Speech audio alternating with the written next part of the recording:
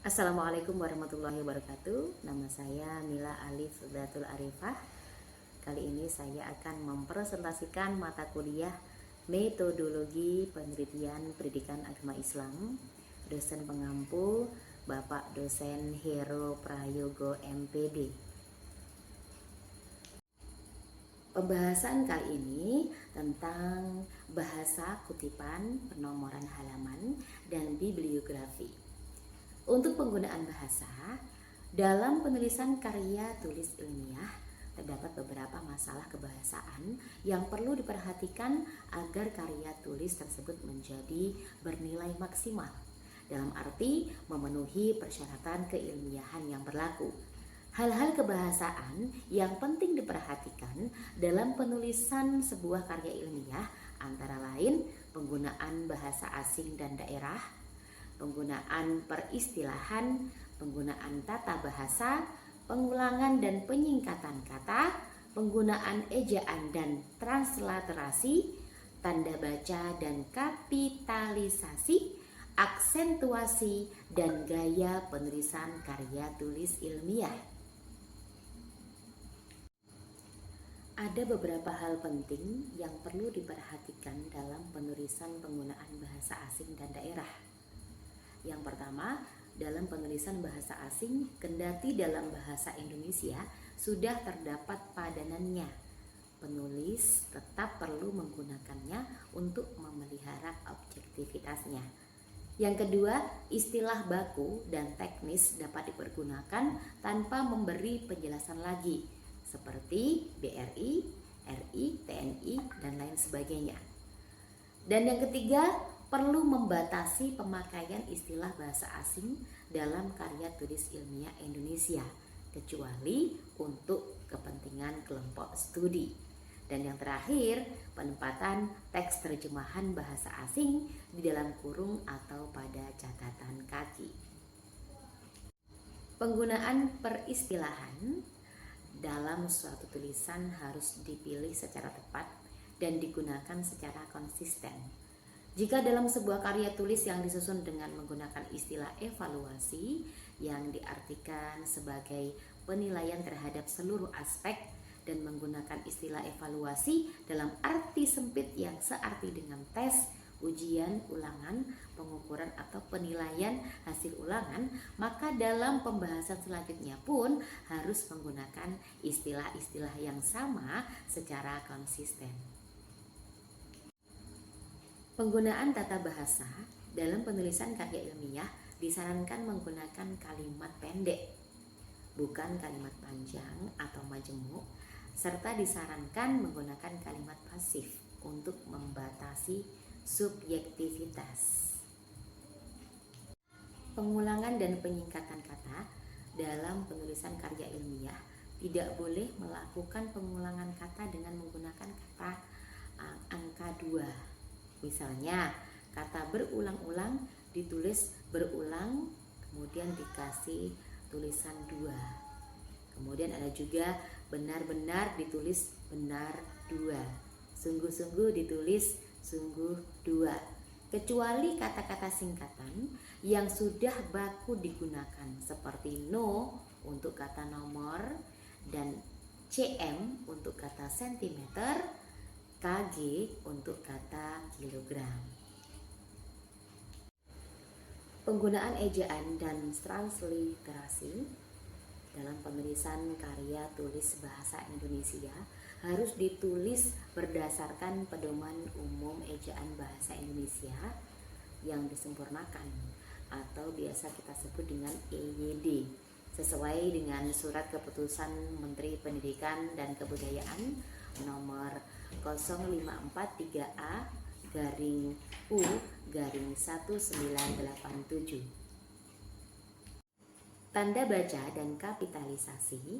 Beberapa hal penting tentang penggunaan tanda baca yang sering keliru digunakan oleh penulis adalah menyangkut tanda baca titik dan tanda kutip titik 2 di atas. Tanda baca titik tidak perlu digunakan untuk mengakhiri judul, bagian-bagian judul, kemudian sub-sub bagian judul, dan kalimat enumeratif pendek. Tanda kutip tidak perlu dibubuhkan pada awal dan akhir kalimat atau kalimat-kalimat kutipan yang ditulis atau diketik rapat satu spasi. Huruf kapital biasanya digunakan untuk menulis judul, menulis bab, menulis kata pembentuk judul, dan menulis kata pembentuk nama. Untuk selanjutnya adalah aksentuasi. Aksentuasi atau biasa disebut dengan penekanan biasa digunakan penulis untuk memberi tekanan pada hal-hal yang dianggap penting. Dalam penulisan karya ilmiah lazim digunakan beberapa tanda penekanan seperti huruf miring atau italik, kemudian garis bawah atau underline, kemudian huruf tebal atau bold, huruf besar atau kapital, dan huruf kecil. Penggunaan bahasa yang kedelapan adalah gaya penulisan karya tulis ilmiah. Gaya bahasa tulisan ialah hasil pemilihan kata serta cara menyusun kata-kata itu dalam kalimat, kalimat dalam paragraf, dan paragraf dalam karangan. Gaya bahasa tulisan ilmiah pada umumnya memiliki 8 ciri khusus. Yang pertama, nada tulisan bersifat formal dan objektif. Kemudian yang kedua, tulisan ilmiah berbeda dengan tulisan kesusastraan atau biasa disebut dengan Baller's letter dalam hal penggunaan istilah-istilah khusus. Kemudian selanjutnya adalah tingkatan bahasa yang digunakan dalam karya tulisan ilmiah adalah tingkat bahasa resmi, bukan tingkat bahasa harian. Kemudian selanjutnya gagasan yang dikomunikasikan bersifat lengkap, jelas, ringkas, tepat, dan meyakinkan. Selanjutnya, dalam tulisan ilmiah perlu dihindari penggunaan ungkapan-ungkapan ekstrim dan emosional. Sebaliknya, gunakanlah bahasa yang tenang, rasional, dan gaharing. Untuk yang selanjutnya, dalam tulisan ilmiah perlu dihindari penggunaan kata-kata yang mubadir. Dalam penulisan ilmiah perlu mengurangi atau membatasi kalimat majasi, metaforan, atau kiasan. Dan yang terakhir, dalam tulisan ilmiah lazim menggunakan gambar, bagan, diagram, daftar, grafik, dan angka-angka. Jika tadi kita membahas tentang penggunaan bahasa, untuk pembahasan yang kedua adalah penulisan kutipan dan penomoran halaman.